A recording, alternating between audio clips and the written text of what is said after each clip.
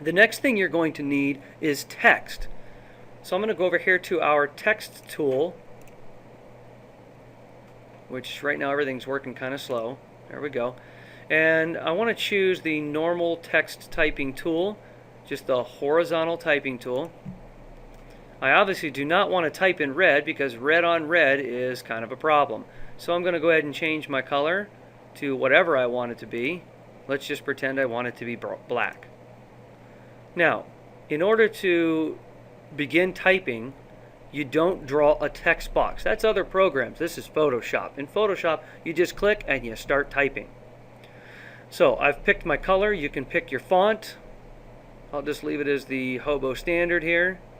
You pick your font size. Right now I think 60 is going to work fine. I can always change it later. And I'm going to click. Notice I'm typing and it's partially off my project. I'm not panicking or anything. I can tell what I'm typing. I'm going to click on commit the current operation, and then I can pick it up and move it. And here's where you can also do some resizing.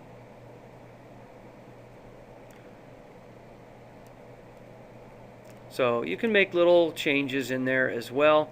And I think I'm going to go ahead and leave it at that size. Can you dress your font up? Well, if I highlight my font and then I go over here to graphics, and instead of working in backgrounds this time, if I choose text, I can add text effects to my words that I've written out here, my portfolio. Most of these will change the color and add a little bit of some kind of a creative texture to it. The one I like is down towards the bottom. It's just a simple outline. You don't have to use this one. There's all kinds of great choices for you. Here's what I like about the simple outline. It won't change the color of my font. So I'm going to go ahead and put the font text effect on there. And I'm going to confirm that change. Now notice it put a black outline on black text. That's no good. It doesn't look really good. So what can I do about that? If I go down to my layers and I open up my layers palette, you'll notice that now I have a text layer called My Portfolio, and I have this little FX that appeared there, meaning I have placed an effect on this layer. If I go ahead and double click the FX, this window pops open. With this window I can make adjustments to my effect. For instance, I definitely don't want a black outline on my black text. So I'm going to click this color picker, and maybe I would choose, maybe I'm just going to go with white. Maybe I want some form of yellow. Okay? So whatever, you get to pick your color there. When that color that you like appears here, you can go ahead and click on OK. And then notice you can also change its size. And you can change its opacity. Can I see through it? Totally transparent? Or totally opaque? Means I can see it or I can see through it. Okay? You can also take away the drop shadow that is automatically applied to it. Or you can increase the size of the drop shadow. Or you can increase the distance of the drop shadow. You can also decrease the opacity of it or increase the opacity of it. And you can change the angle of the drop shadow.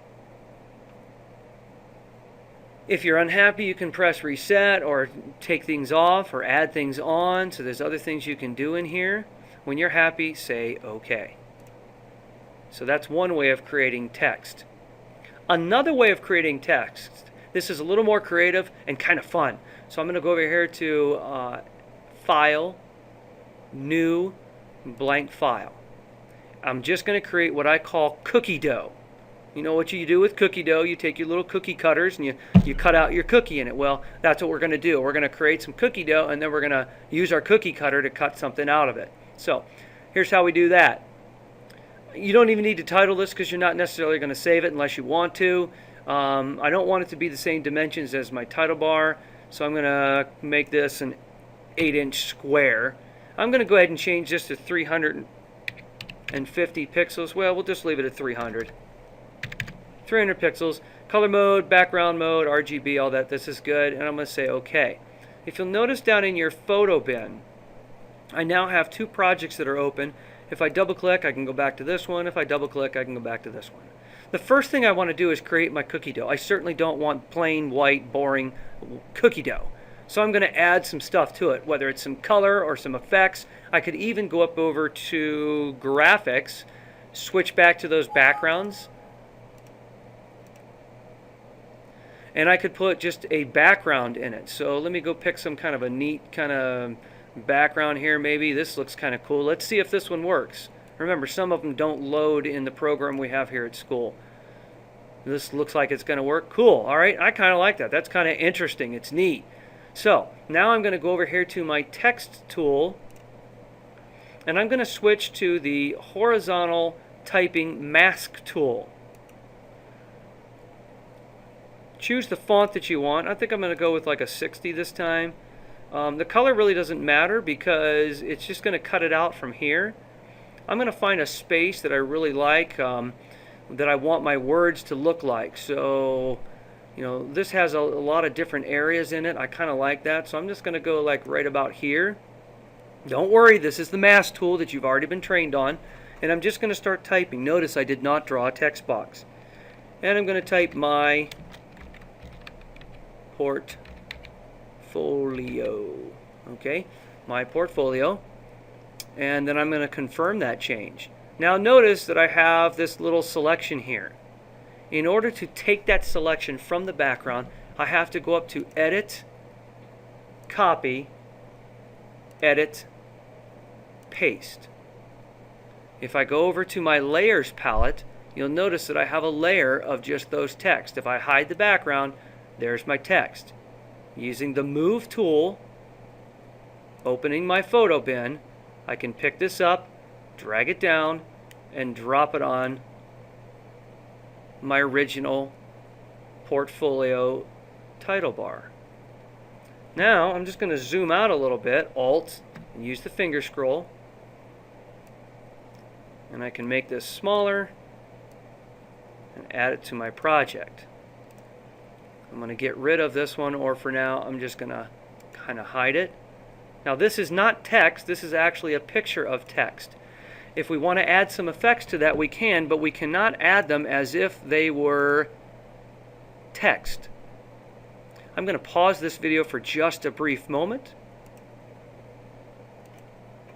Okay, I'm back.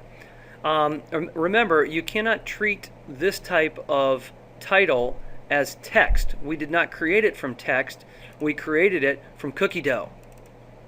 Okay, so it's not really text. It's kind of a picture of words. So we cannot treat it as a text, and therefore we cannot add text effects.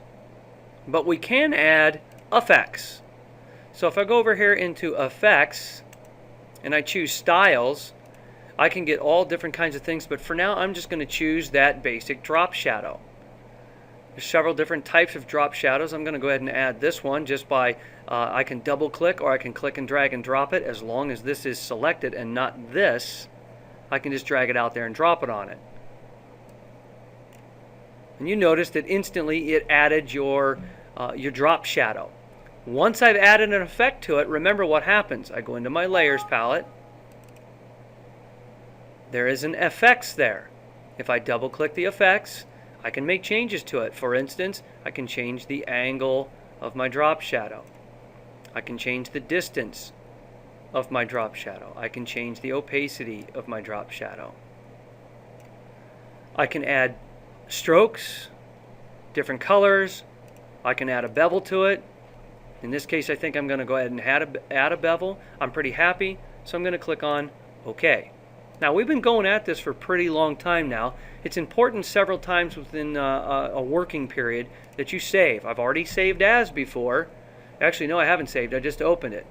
Yeah, we did. We saved at the beginning. So I'm just going to click on Save because I've already clicked on Save As. So it's important to save as or save at least a couple of times during the portion of a class time. So now I have text on there. I've shown you two different ways to add text.